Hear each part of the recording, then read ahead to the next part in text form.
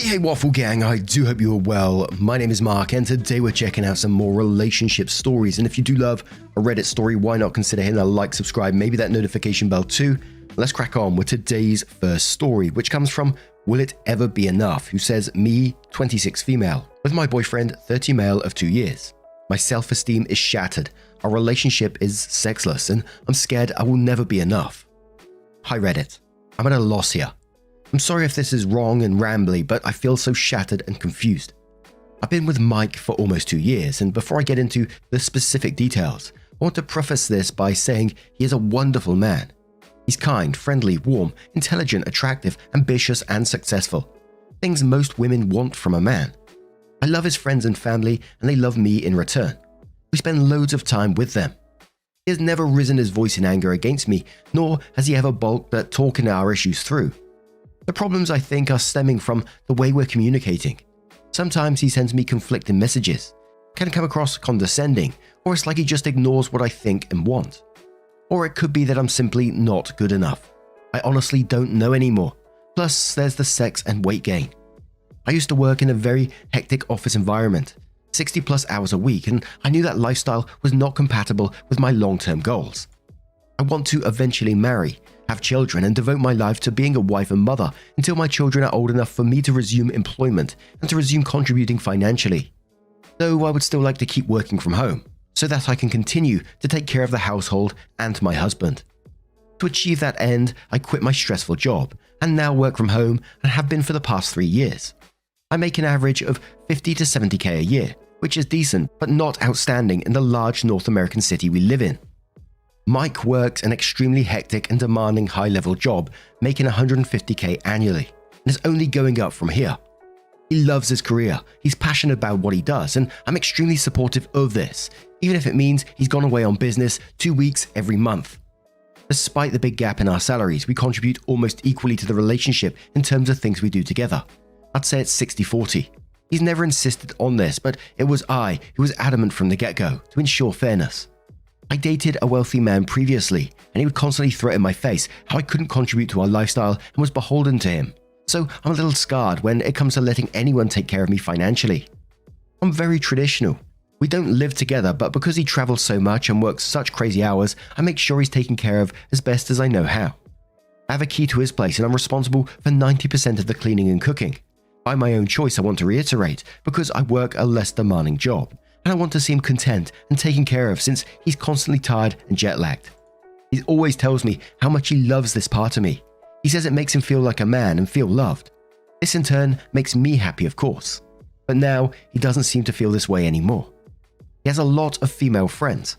None of them exes, most of them have boyfriends, and they all make in the same salary range as he does, as do his male friends. But he seems to have started comparing me to the women in his group.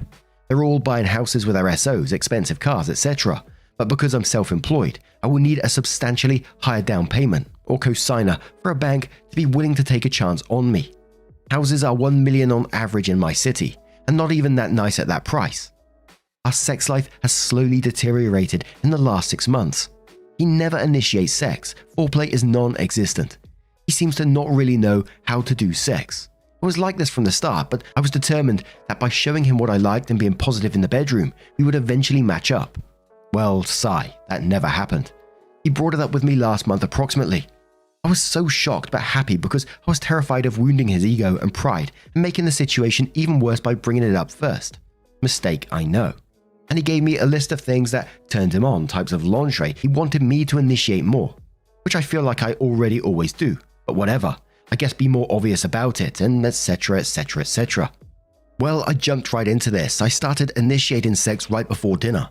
He always passes out, too full, right after eating.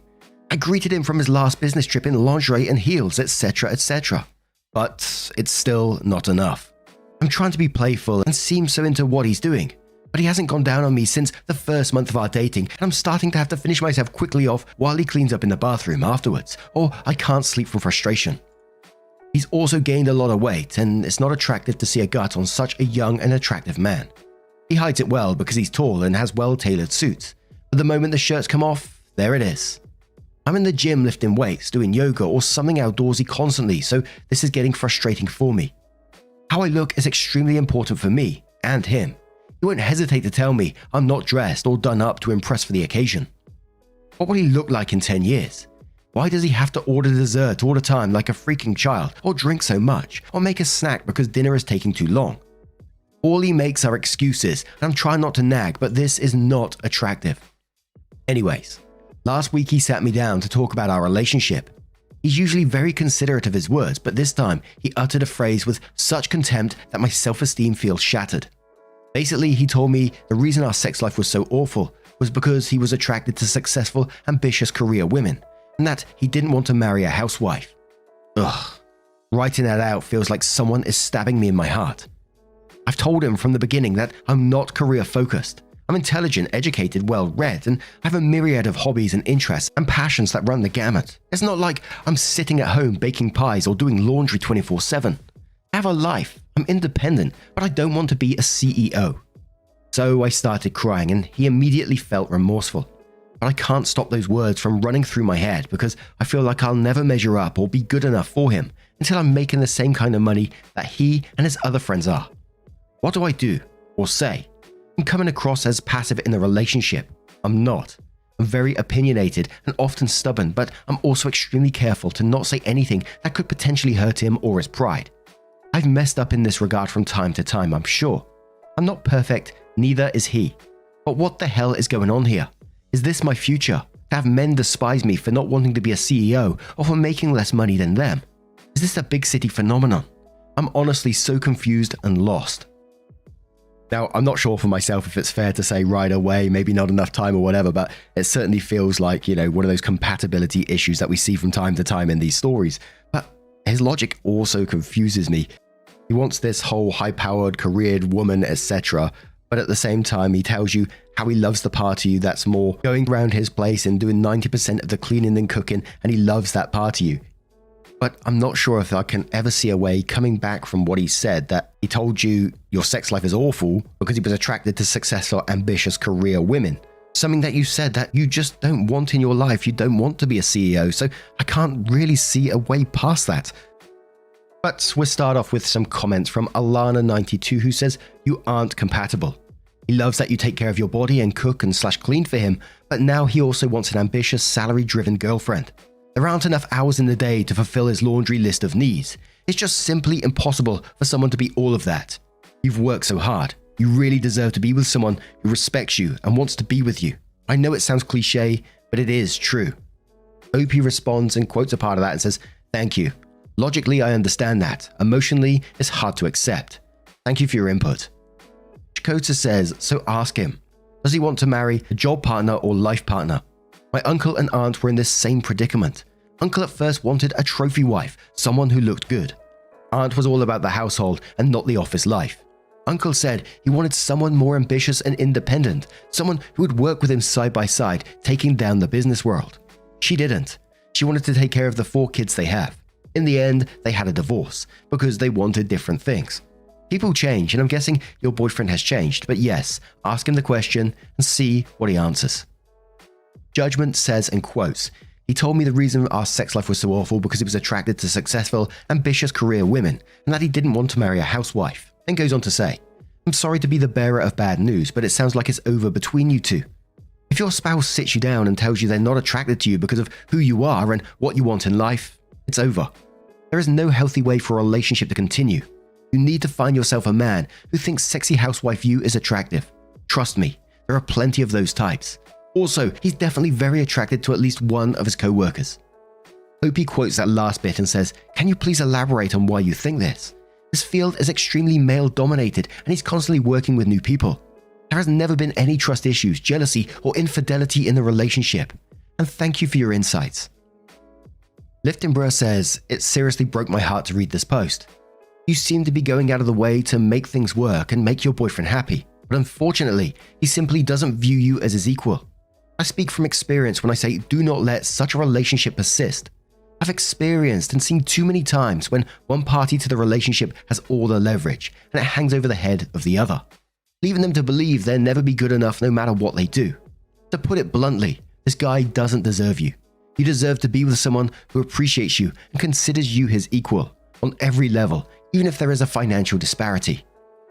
Lady Gremlin says it sounds like your boyfriend wants something that you don't want to offer. His preference for a woman that is more career-minded doesn't make him the bad guy. Just like you preferring to stay at home doesn't make you stupid or worthless, but it does mean you're fundamentally incompatible on a very basic level. I know you're asking for advice on what you should do to work this out, but sadly, I think the only thing that you can do is break up. I know you love him, and I know you've invested 2 years into this relationship, but sometimes that's just not enough. The good news is there is someone out there, many someones actually, who will love what you bring to the table. You just need to go find him. Then OP did share an update with us which says, "Hi Reddit, thank you so much for the replies and PMs. I was fairly surprised at the support I received and the kind words, and some funny ones really helped. It gave me a lot to think about. So Mike and I broke up. He came back from his business trip, and after giving him a couple of days to unwind and get over the jet lag, I took us on a weekend trip up north to one of my favorite hiking spots. I figured being in the tranquility of the wilderness with no city distractions would be the best place for us to have the talk. After we were both relaxed and open, I told him that I'd been the only person initiating in our sex life for countless months, and I didn't understand his insistence that I was doing no initiation at all. I also told him that the lack of any foreplay basically made me feel extremely frustrated and disconnected from him emotionally, and made sex occasionally painful. He still insisted that I didn't initiate, so I asked him to give me specific examples from his past with his exes on how they would initiate with him. I told him to be candid, and then I gripped my fucking teeth and listened. He told me one story about being out with his friends and some new girl in the group coming up to him, pinning his arms down by his sides and then licking the side of his face and kissing him aggressively while everyone watched. Now, never mind the fact that if a strange man ever presumed to do something like that to me, my knee would be buried sharply into his balls within seconds, or that ooh gross, but I pointed out to him that wasn't so much initiation as it was flat out dominance. She may as well have peed in a circle around him and screamed in warning at any approaching females, for fuck's sake. He then went on to give me many more examples of women sexually dominating him. My mind was going to explode at this point, but I pointed out that initiation and dominance were two completely different things, and other than liking me on top during sex, he never once said anything about wanting me to be more controlling or aggressive in the bedroom. Never. He couldn't really make eye contact with me anymore, and his voice got kinda small. I did get him to agree, but what he really fucking liked was not so much me greeting him at the door in lingerie and heels and then giving him oral on my knees, but pinning him down and basically using his body for my own pleasure. Ugh, no thanks. I could be down for that with a partner on the odd occasion, but not every night, and certainly not with someone like him who is so selfish in bed. I like dominant men, that's not going to change. Then I brought up his hurtful comment about our sex life stagnating because he didn't want to marry a housewife, and that I couldn't get over that he had said that to me. He truly did feel horrible and regretful and apologized again.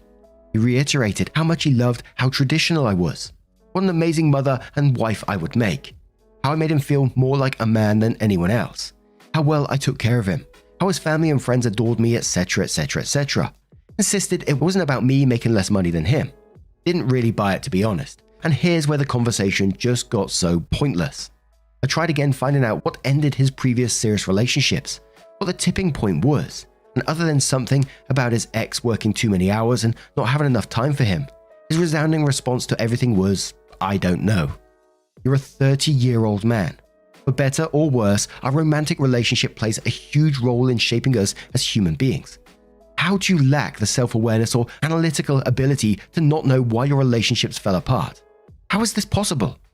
And then it hit me. He was selfish, yes, but selfish in the way that immature children and teenagers are. He wanted instant gratification.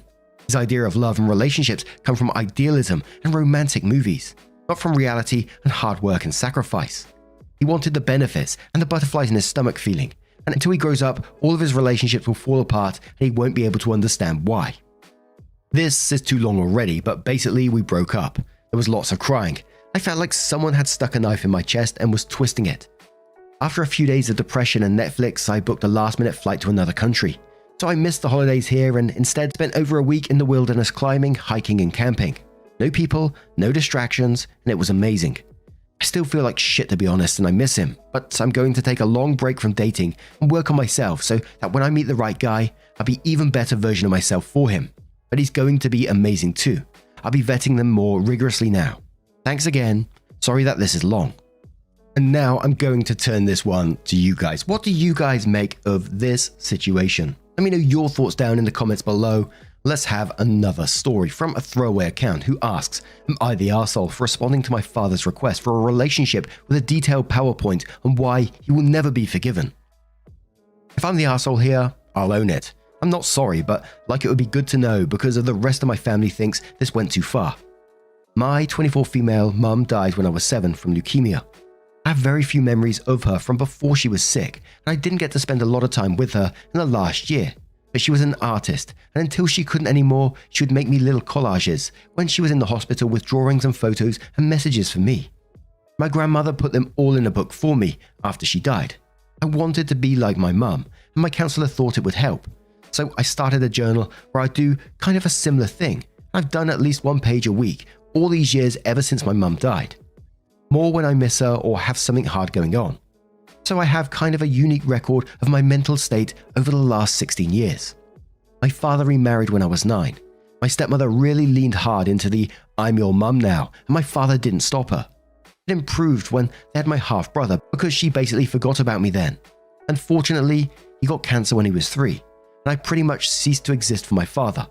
He was either working or gone with my brother, and I spent all my teen years mostly at home alone or with my grandparents. The mantra was that my brother needed to be the focus because he might die, so I needed not to be selfish since I was healthy. I stopped trying to talk to him when I was 16, and it was a dark time. I moved out when I was 18 and cut them off completely. My grandparents let me know that my brother died a couple of years ago, but respected my desire to remain in no contact with my father.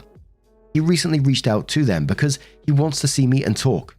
I went through my old journals and made him a PowerPoint with images of the entries where I had talked about being frustrated and feeling abandoned and unwanted. Some with literal quotes of things my dad has said to me during the arguments. Even the really dark stuff from when I was seriously depressed. Then I ended it with a photo of one of my mum's collages where she had written, "Remember that your dad and I are always here for you." And I wrote, "You failed, go away," underneath. I felt like him being able to see it from my literal perspective would communicate why I don't want him back better than I could. Evidently, it worked, but a little too well because I've been bombarded by family telling me that it's understandable that I don't want to see him. But what I sent gutted him, and he's completely fallen apart after reading through it, and it was unnecessarily cruel. Maybe it was. I know my bar for that is kind of weird sometimes. So, am I the arsehole? Edit. A couple of follow-up notes since it came up in the comments. 1. I loved my brother. I don't resent him. He was a good kid, and I wish he was still with us. None of this is his fault. To me, it is completely my father's and to a lesser extent, stepmother's. The parents prevented me from spending time with him as he got sicker, so I wouldn't have been allowed to be there for him, even if I had been able to. Which I wasn't towards the end because I also struggled to stay alive. 2. I have empathy. I understand what my father lost. I was there. I also lost those same people, plus effectively my father. Even so, to me, there is no excuse for completely shutting your own kid completely out of your life while also preventing them from getting any kind of help. I understand depression and freezing up. I've been there, and I still, even not being an adult, managed to consider the impact of my behavior on other people. If he was that bad off, he should have given me up to be raised by someone else.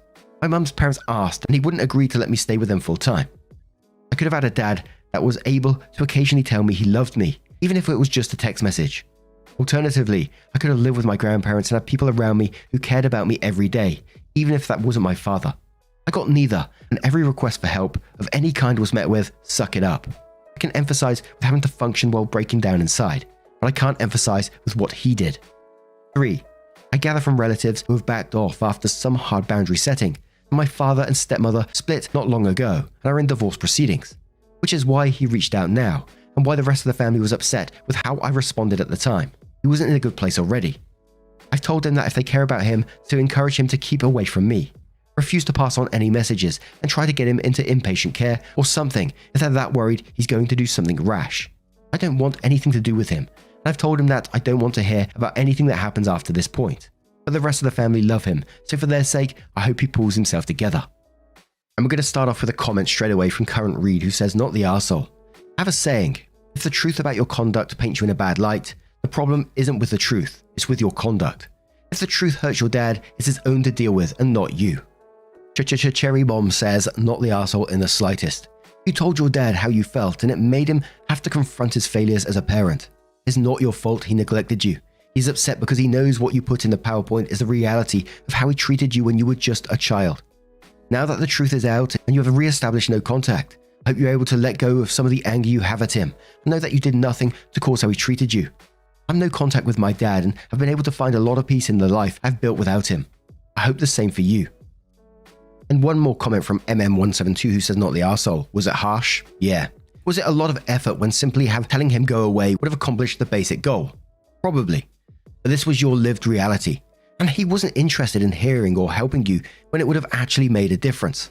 If it's only now dawning on him how lonely and rejected you must have felt, he's just going to have to live with that.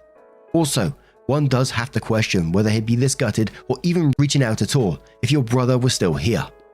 And now I'm going to turn this one to you guys. What do you guys make of this situation? Let me know your thoughts down in the comments below as always. And just a huge thank you from the bottom of my heart for getting involved in today's stories. Your love, support and time always means the absolute world to me. So thank you so much for being involved, and hopefully I will see you in the next one.